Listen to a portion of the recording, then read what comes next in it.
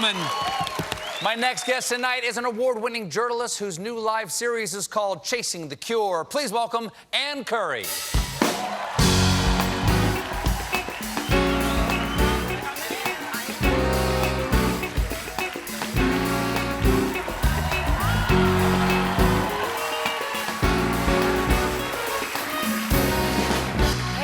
Welcome Colbert. back. Hey, nice to see you. How you been? Great. It's been a crazy summer. It has. I've just come back from a 2-week hiatus, as I was telling the people. Lucky you. And when I go on vacation, I stop paying attention to things. If you want to not talk about the news, come on vacation with me. Well, actually, it sounds like you knew everything because in your opening statement, you were paying a lot of attention to what was going on. Yeah, you caught up crammed fast. last night. It was I crammed. hard. It's yes. hard, but it's hard. I mean, it is. It is. Especially right now. There's a little bit of darkness out there. So much darkness. I mean, in addition to all the tragedies, all the difficulties, you know, and we've got a storm, and then I really miss the truth. Sure.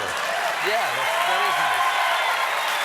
I mean, it's been really. I mean, and I've done this for more than 30 years, and I can tell you that, even I just don't want to hear it anymore. And in fact, I think we need to switch things up. You've got the new show, Chasing the Cure, where you, first of all, explain the idea behind Chasing the Cure.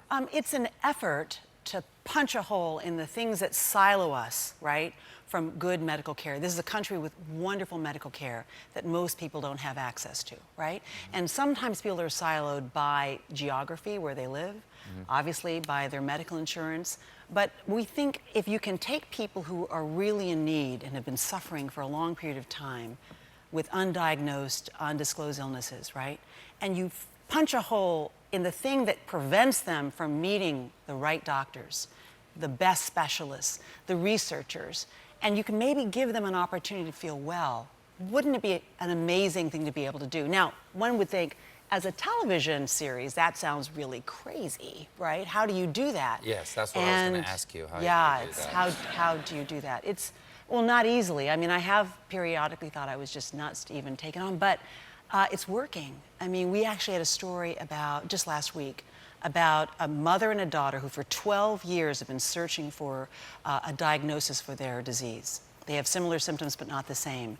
And what happened is that our panel of doctors recommended they not just get genetic testing and a bunch of other doctors, but get genome sequencing, which, oh my gosh, found out that they are the 7th and 8th person in the world to be diagnosed with Warburg syndrome.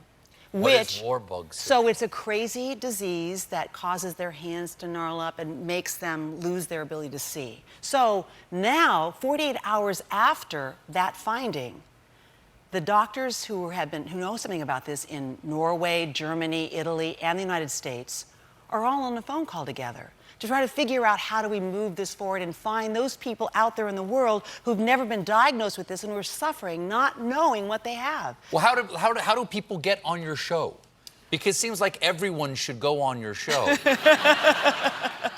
I mean, you go into chasingcurelive.com and you fill out all this paperwork and stuff. But no, I mean, it's just really, it's a mitzvah. You also consider, you're a photojournalist as well. And it occurs to me that with deep fakes and fake news and the adjustment, the digital adjustments of photography now, what is the value of photojournalism now in relation to the truth now that images can be so easily manipulated?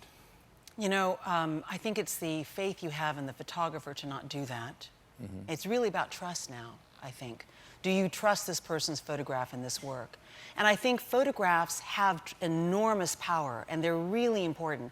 There was a moment when I was in a Darfurian refugee camp, and I remember turning around and seeing a little boy who was dressed in rags, and you could see from his face that he was traumatized. They were victims of genocide. I turned around and instinctively I lifted my camera to take a photograph. And I clicked. And then, being Catholic, and everything else, I just felt guilty. I mean, how could I take this picture of this person in this moment? And then I put down my camera, and I started talking to the kids, and they all sort of walked away. And then a man who was related to this, who was also a Darfurian refugee, looked up at me and said, thank you for taking their photograph. Because then, now no one can say we didn't exist. they will know that we were here. There is tremendous power in images, and it's really about, do you trust the person taking it? And I think we have an obligation, and those of us who are in journalism, and those of us who do what you do, who talk about facts, we have to adhere and be worthy of telling the truth. That's the job. Don't trust me. I trust you. Lovely to see you again. Lovely to see you. Chasing the Cure airs Thursday nights on TNT and TBS. Ann Curry, everybody. We'll be right back.